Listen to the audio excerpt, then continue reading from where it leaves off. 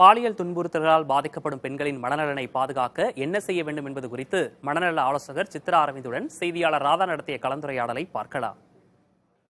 அண்ணா பல்கலைக்கழகத்துல பாலியல் ரீதியா நடந்த துன்புறுத்தலுக்கு ஆளான பெண்ணுக்கு நீதி கேட்டு ஒரு பக்கம் மாணவர்கள் எல்லாம் ஆர்ப்பாட்டத்தில் ஈடுபட்டு இருக்காங்க, மற்றொரு பக்கம் அரசியல்வாதிகள் எல்லாம் அரசியல் பண்ணிக்கிட்டு இருக்காங்க.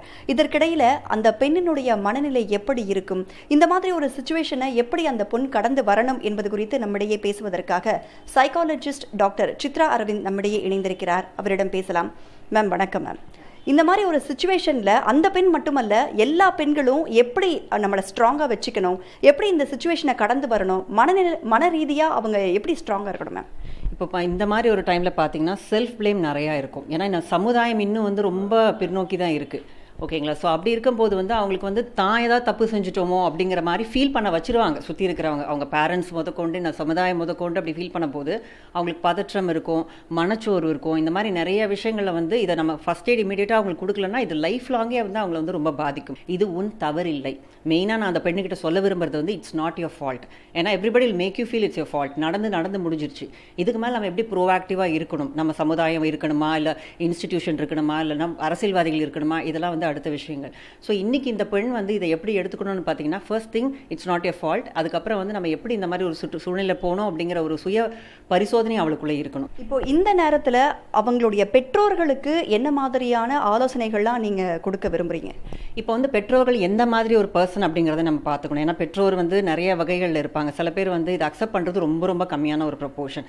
ஃபர்ஸ்ட் எடுத்தோன்னே இன்னைக்கு அபியூஸ் ஆன பெண்கள் ஏன் அம்மா கிட்ட போய் சொல்லலைன்னு கேட்டாலே அம்மா என்னதான் தப்பு சொல்லுவாங்க அப்படின்னு சொல்லிட்டு தான் நிறைய பேர் நம்ம கவுன்சிலிங்லேயே சொல்கிறது நம்ம கேள்விப்பட்டிருக்கும் போது இட்ஸ் யோர் ஃபால்ட் அப்படின்னு சொல்லிடுவாங்க. அதுக்காக பயந்தே தான் பெற்றோர்களுக்கும் அந்த பெண்ணுக்கும் கம்யூனிகேஷன் கேப் நிறைய இருக்குது. ஸோ அந்த நேரத்தில் பெற்றோர்கள் நீ என்ன தப்பு செஞ்சாலும் நான் அக்செப்ட் பண்ணிக்கிறேன்னு கிடையாது. ஃபர்ஸ்ட் ஒரு ஓப்பன் சேனல் ஆஃப் கம்யூனிகேஷன் வச்சுக்கணும். எதாக இருந்தாலும் நம்ம இந்த போய் நம்ம மறைக்கிறோன்ற இடத்துல தான் இந்த பிரச்சனைகள்லாம் அதிகமாக வருது.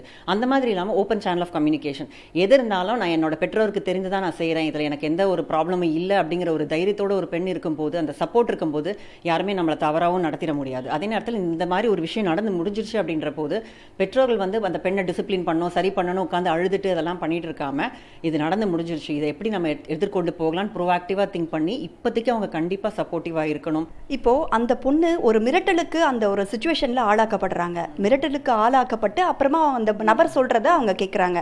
இப்போ அந்த மாதிரி ஒரு சிச்சுவேஷன்ல இப்போ நான் ஒரு சிச்சுவேஷன்ல மாட்டிக்கிட்டேன், அந்த நேரத்தில் அவங்கள எப்படி அவங்கள தற்காத்துக்கொள்ளு அந்த இடத்துல இருந்து தப்பிச்சு வர முடியும் நினைக்கிறேன். இது ரொம்ப முக்கியமான கேள்வி. ஏன்னா இந்த மாதிரி ஒரு விஷயத்துல தான் விட்டு கொடுத்துட்றாங்க பெண்கள்.